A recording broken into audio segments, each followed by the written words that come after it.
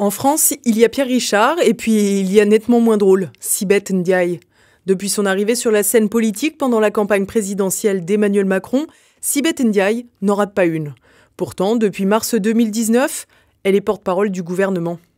Dernière sortie en date, pendant l'émission Dimanche en politique, alors qu'elle était interrogée sur la dénommée Farida, la manifestante arrêtée par la police après avoir lancé des pierres sur les forces de l'ordre. Mais en même temps, je ne saurais pas expliquer aujourd'hui à mes enfants, par exemple, est-ce qu'il est normal ou pas de jeter des pierres sur les forces de l'ordre. Une petite phrase qui a fait réagir la toile, mais pas seulement. En effet, les syndicats de forces de l'ordre, Synergie et SGP Police, ainsi que les commissaires de la police nationale, se sont tous indignés. En réalité, il est fort probable que Sibeth Ndiaye n'ait pas voulu dire qu'elle ne savait pas si jeter des pierres à la police était bien ou mal.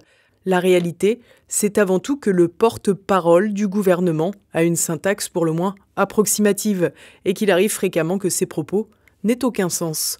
Une tactique comme une autre pour remplir sa mission au service d'Emmanuel Macron. En 2017, Sibeth Ndiaye affirmait d'ailleurs dans les colonnes de l'Express qu'elle pouvait tout à fait mentir pour protéger le président. Une déclaration qui n'aura d'ailleurs pas été démentie par la suite de son action au porte-parole. Parmi les exemples criants, celui des masques pendant la crise sanitaire. C'est que les masques ne sont pas nécessaires pour tout le monde. Et vous savez quoi? Moi, je sais pas utiliser un masque. Je pourrais dire, je suis ministre, je me mets un masque. Mais en fait, je sais pas l'utiliser. Pas nécessaire pour tout le monde, surtout quand il n'y en a pour personne. Et puis après tout, les Français sont trop stupides pour le porter, ce masque. Un irrespect auquel nous avait déjà habitués par d'autres aspects Sibeth Ndiaye, notamment avec ses tenues. C'était le cas du 15 mai 2019 où le porte-parole a fait le compte-rendu du Conseil des ministres dans une tenue assez proche du pyjama.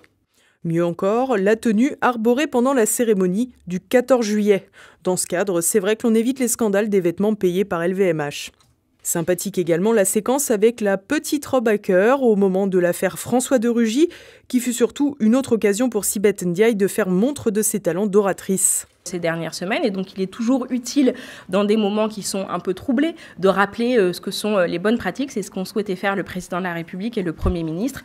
Il ne saurait être question de présager de l'innocence, de la culpabilité de François de Rugy en la matière. Je sens que ce lapsus va faire florer sur les réseaux sociaux et j'ai déjà envie d'effacer cette séquence. Il ne saurait être question de présager de... Il est vrai que Sibeth Ndiaye passe rarement une semaine sans affoler les réseaux sociaux avec ses déclarations. L'affaire de Rugy avait également donné lieu à cette belle sortie. Tout le monde ne mange pas du homard tous les jours, bien souvent on mange plutôt des kebabs. Un vrai talent d'humoriste qui se révèle également dans ses tweets. En fin de semaine, le porte-parole a posté une photographie d'une réunion pour la remise du rapport annuel de la Commission nationale consultative des droits de l'homme. Sibeth Ndiaye évoquait alors les 59 mesures proposées pour lutter contre le racisme et l'antisémitisme, qu'ils soient explicites ou, je cite, « impensés ». Mais que signifie ce impensé? Quelle est l'idée derrière? De condamner un individu pour racisme avant même qu'il ait pensé à l'être? Aucune idée, mais ça fait peur. Il est vrai que Sibeth Ndiaye a montré parfois ses limites avec la langue française, notamment quand elle s'était fendue d'un message pour confirmer la mort de Simone Veil, le désormais célèbre « Yes, la meuf est dead ». Et si le porte-parole fait des ravages depuis désormais 1 an et 2 mois, un poste à peine plus récent que sa nationalité française acquise en 2016, en plus de sa nationalité sénégalaise, il faut voir une lueur au bout du tunnel. Sibeth Ndiaye a en effet annoncé qu'un remaniement ministériel était imminent. On a donc une chance de la voir débarquer.